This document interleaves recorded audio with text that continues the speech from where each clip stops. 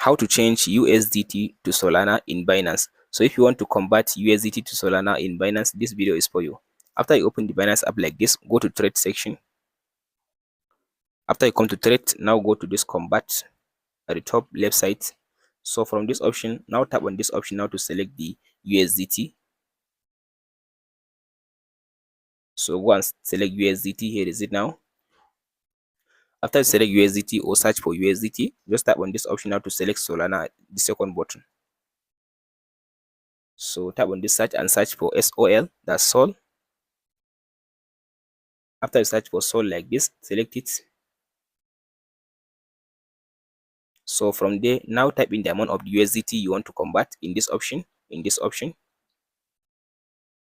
So I want to convert 200 USDT into Solana. So now all you have to do now, tap on this preview button.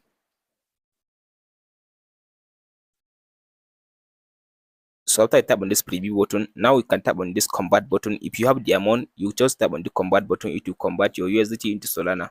Because I don't have enough USDT, that's why it just give me increase USDT.